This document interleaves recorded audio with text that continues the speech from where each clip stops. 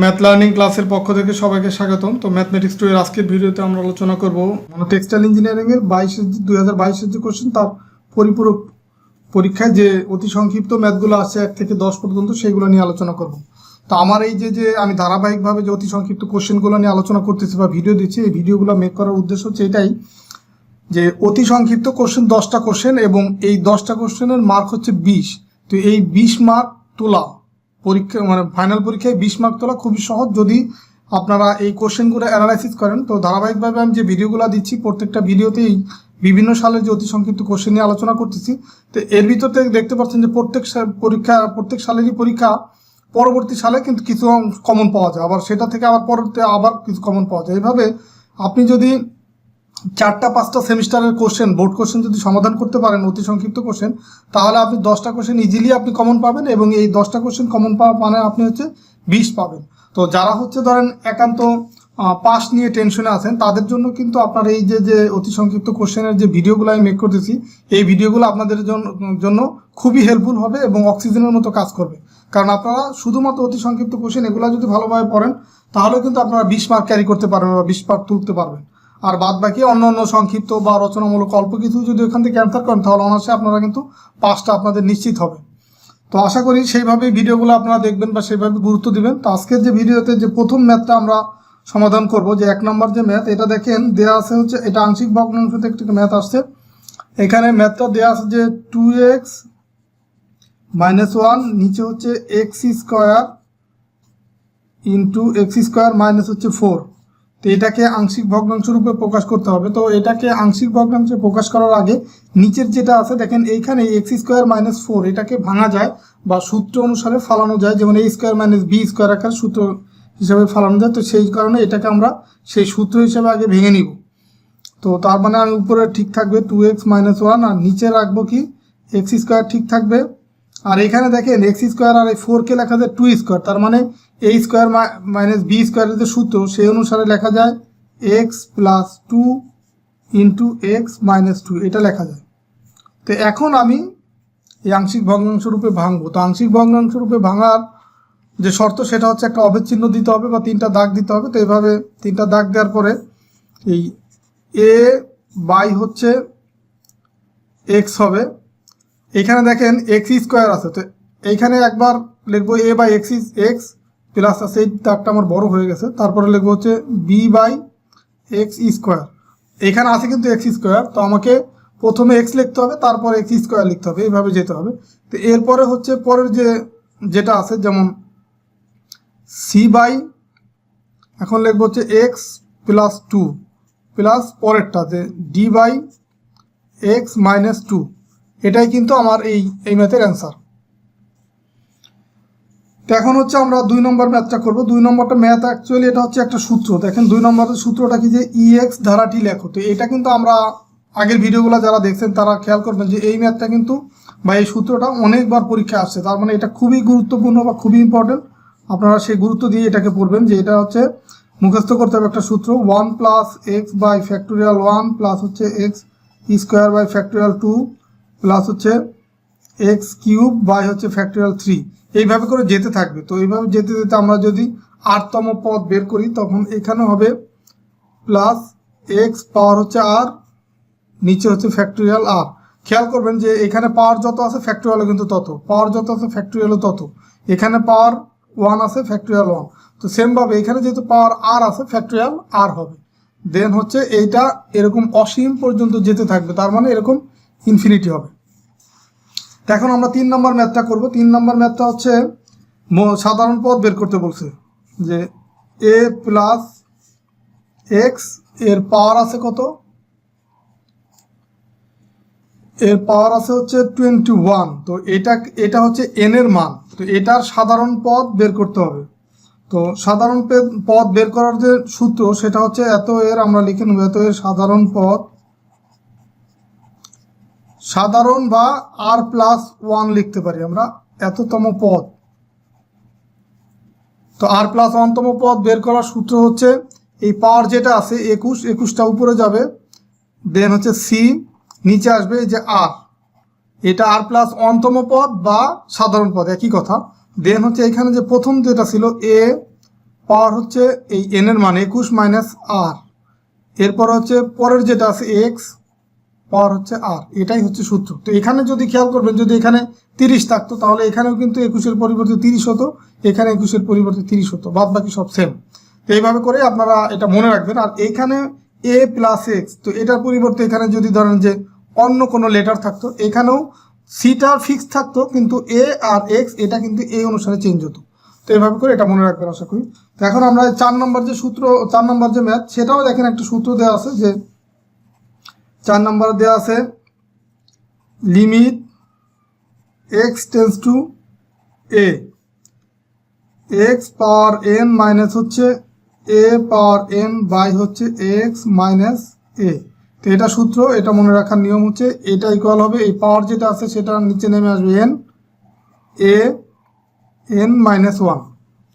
এটাই হচ্ছে এই সূত্র, যে এটার সূত্র এটা আসবে। তো এটা আপনাকে মুখস্থ করতে হবে বা মনে রাখতে হবে। তো এখন আমরা 5 নম্বর ম্যাথটা করবো। তো 5 নম্বর ম্যাথও দেখেন, এটা যার আগের ভিডিওগুলো দেখছেন, এই ম্যাথটা কিন্তু অনেকবার আসছে।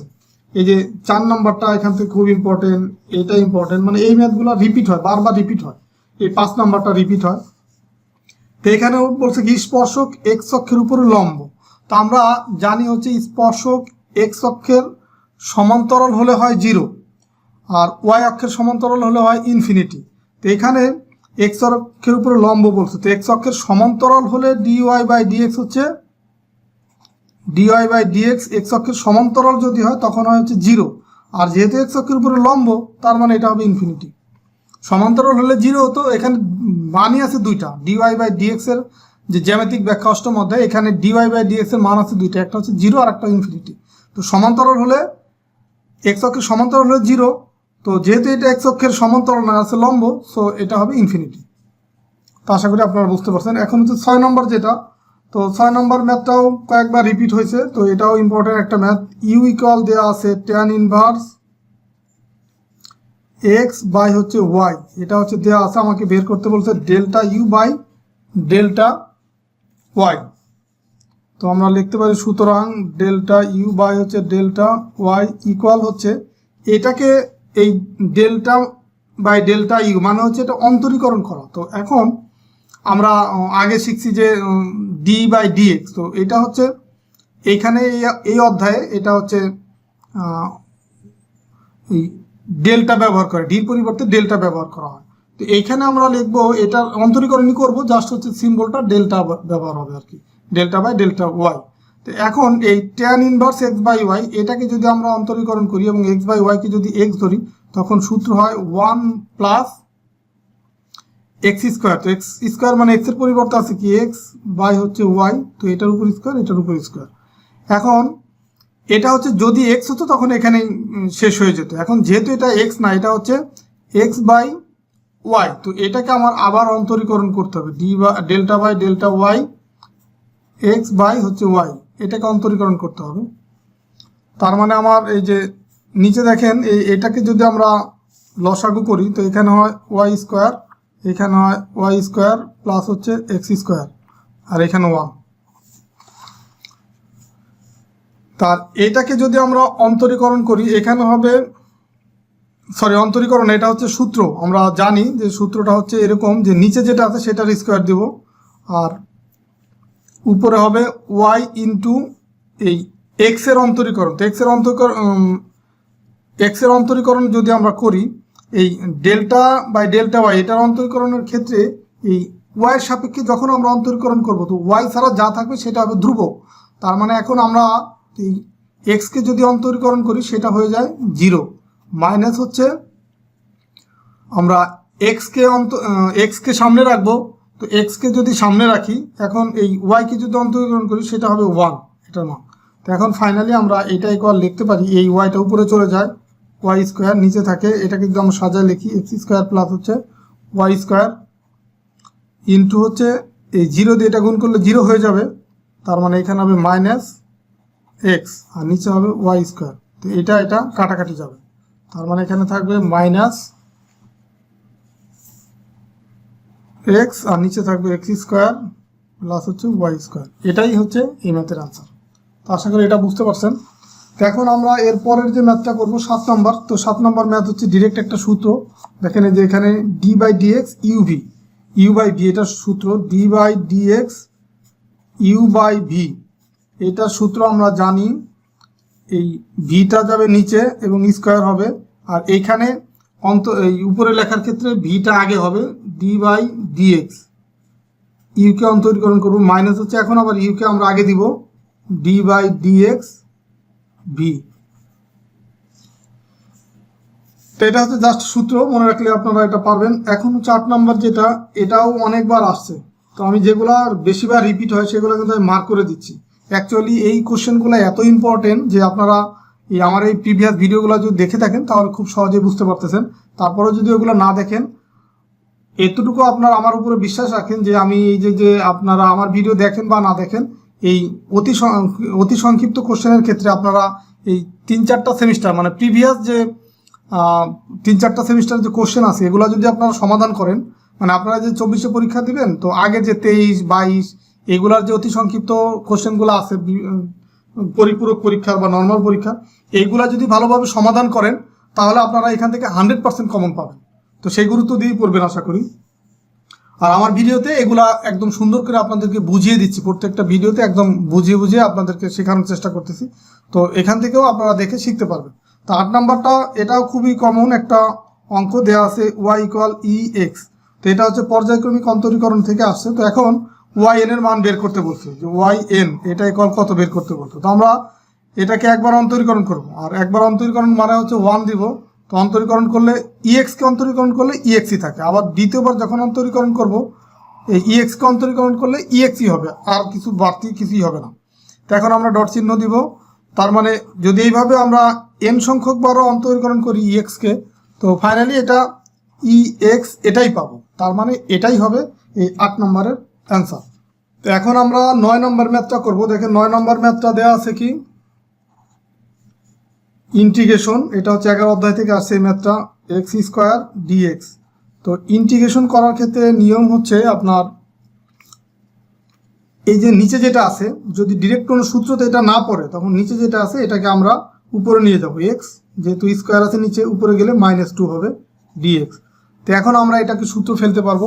তো এটার সূত্র হচ্ছে এরকম যে এই এক্স এই পাওয়ার যেটা আছে -2 + 1 হবে, আর নিচে সেম এই এক্স থাকবে না, বাকি পাওয়ার যেটুকু আছে সেটাতে ভাগ করব, -2 + 1 এটাতে ভাগ করব। তো এখন ইন্টিগ্রেশন যেহেতু আমার করা হয়ে গেছে, তো এখন আমি এটার সাথে সি যোগ করব। তো এখন এইখানে আমি যোগ বিয়োগটা করে দিব, যে -2 + 1, তো এখানে উপরে থাকবে কি এক্স -1, আর নিচে থাকবে -2 + 1, তার নিচে থাকবে -1, তো প্লাস সি। তো ফাইনালি এটা এখানে লিখে দিচ্ছি যে এই -1 যেহেতু আছে বা এক্স ইনভার্স আছে, তো এটা নিচে চলে যায়, আর এখানে যে মাইনাসটা আছে সেই মাইনাসটা আমি সামনে দিয়ে দিলাম, প্লাস হচ্ছে সি। এটাই হচ্ছে অ্যান্সার। এই ম্যাথগুলো আসলে অতি সংক্ষিপ্ত ম্যাথগুলো খুবই সহজ এবং ছোট ছোট ম্যাথ, তো এই কারণেই হচ্ছে এই নাম্বারটা তোলা হচ্ছে সহজ। এই অতি সংক্ষিপ্ত কোশ্চেনের মাধ্যমে সমাধান করার মাধ্যমে আপনারা 20 মার্ক খুব সহজেই আশা করা যায় পাবেন। তো এখন হচ্ছে লাস্টের যে ম্যাথ 10 নম্বর ম্যাথ। এখানে দেখেন এই ইন্টিগ্রেশন হবে না, এটা ভুলে দেওয়া আছে। এখানে হচ্ছে দেওয়া আছে 4i vector -3j vector plus হচ্ছে 5k ভেক্টর। তো এই ম্যাথটা অনেকবার আসছে। তো এটার দিক কোসাইন বের করতে বলছে। তো এটার দিক কোসাইন ইকুয়াল হচ্ছে এইখানে i j k ভেক্টরের যে সহগগুলো আছে সেটার স্কোয়ার হবে, তার মানে 4 স্কোয়ার হবে, আর এখানে প্রত্যেকটা নাম্বার বা সংখ্যার পরে প্লাস সিম্বল হবে, এবং মাইনাস যদি কোনোটার আগে থাকে সেটা মাইনাস সহ স্কোয়ার হবে, যেমন -3 স্কোয়ার। আবার প্লাস, এখানে প্লাস থাকলে আর ভিতরে ব্র্যাকেটের ভিতরে কিছু দেওয়ার দরকার নেই, কারণ সিম্বল না দেওয়া আর না দেওয়া মানে হচ্ছে ওটার সামনে প্লাস আছে, তো 5 স্কোয়ার। তো এটার উপরে রুট, এটাই হচ্ছে দিক কোসাইনের মান। তো এখন আমরা এগুলো সমাধানটা করে ফেলি। 4 4 কত 16, প্লাস -3 স্কোয়ার করলে মাইনাস মাইনাস প্লাস হয়ে যায়, 3 3 9, প্লাস হচ্ছে 5 5 25 রুট। তো এখন এইগুলা যোগ করলে 16 আর 9 25, 25 আর 25 হয় 50। তো এখন 50কে আবার ভাঙা যায়, 50কে ভাঙলে হয় হচ্ছে 2 × 25, এটা আমরা লিখতে পারি। তো এখন 25কে কিন্তু আবার 5 স্কোয়ার লেখা যায়, তার মানে স্কোয়ার আর রুটটা যদি কাটা যায় তো 25 এখানে এই 5 স্কোয়ার হিসেবে লেখা যায় 25-কে, আর সেই স্কোয়ার আর রুট যদি চলে যায় তার মানে এখানে থাকবে 5 আর 2-র উপরে রুটটা থেকে যাবে। তো এটাই হচ্ছে অ্যান্সার। তো আশা করি এই যে ভিডিওগুলো দেখার মাধ্যমে আপনারা উপকৃত হচ্ছেন বা আপনারা এই অতি সংক্ষিপ্ত ম্যাথগুলো সঠিকভাবে শিখতে পারতেছেন। তো তারপরে আপনাদের মতামতটা জানাবেন যে আপনারা আসলে এই ভিডিওগুলো দেখার মাধ্যমে বেনিফিট হচ্ছেন কিনা। আপনাদের একটা সঠিক মতামত বা জানাবেন, তাহলে আমার এই ভিডিওগুলো তৈরি করা সার্থক হবে। আর যারা নতুন দর্শক আছেন বা যারা নতুন ভিউয়ার আছেন তারা আমার চ্যানেলটা সাবস্ক্রাইব করে রাখতে পারেন। আর আপনারা যারা এই সেকেন্ড সেমিস্টারের ম্যাথগুলো দেখতেছেন আমার এই ভিডিওতে, তো এই থার্ড সেমিস্টার ওঠার সাথে সাথে কিন্তু আপনাদের এই ম্যাথমেটিক্স 3 স্টার্ট হবে। তো আমি ম্যাথমেটিক্স 3-র উপরেও আপনাদেরকে ভিডিও দিব এইভাবে প্লেলিস্ট আকারে। তো চ্যানেলটা সাবস্ক্রাইব করে রাখলে আপনারা যখনই আমি ভিডিও দিই তখনই আপনার নোটিফিকেশন পেয়ে যাবেন। আর আমার ম্যাথ লার্নিং ক্লাস নামে একটা ফেসবুক গ্রুপ এবং পেজ আছে, আমি সেখানে এই যে ম্যাথগুলো করলাম খাতায় লিখে, তো এটা আমি এই প্রশ্ন ছবি তুলে দিব, আবার খাতায় যে ম্যাথটা করছি সেটাও আমি ছবি তুলে দিব। তো ঠিক আছে, সবাই ভালো থাকবেন, সুস্থ থাকবেন, আল্লাহ হাফেজ।